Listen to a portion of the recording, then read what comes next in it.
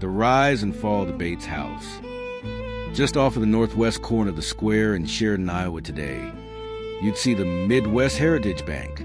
But for nearly a century, this spot was home to one of the most famous hotels in southern Iowa, a place of grand ballrooms, political deals, and high society.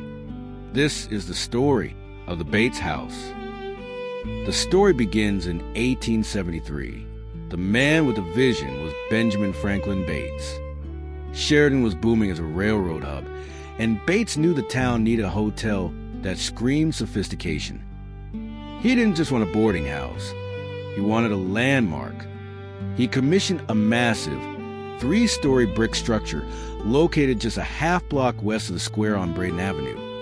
When it opened, it was the height of luxury for the Victorian era. Let's look at the details of this amazing hotel.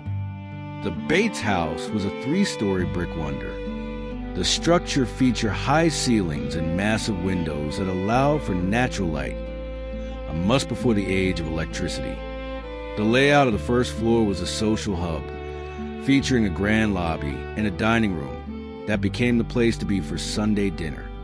The rooms on the upper floors housed the guests, which hosted everyone from traveling salesmen to high-ranking politicians passing through on the Burlington and Missouri River Railroad. In 1887, B.F. Bates sold the operation to Byron and Ella Van Dyke.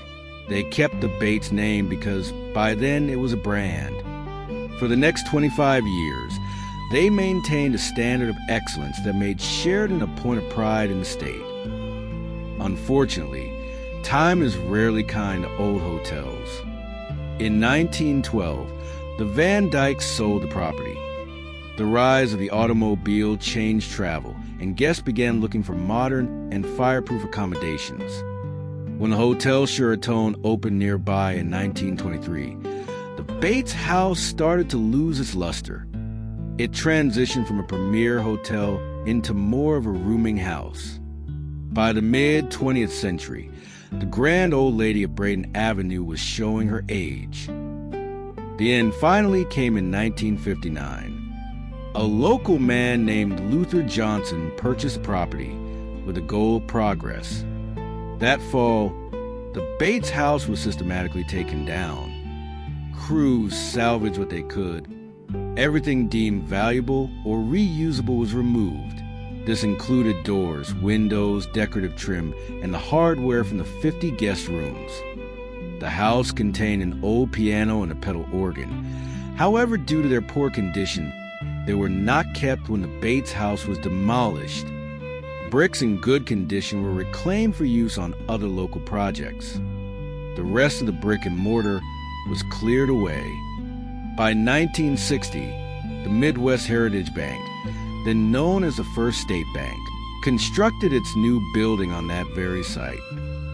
Today, there isn't a single brick left of the Bates House on that spot. But for 86 years, it was the heartbeat of Chariton's social life. Next time you're walking past the bank on Braden Avenue, take a look at the ground and imagine the carriages, the grand lobby, the legacy of B.F. Bates, and how it impacted this community in the early 20th century.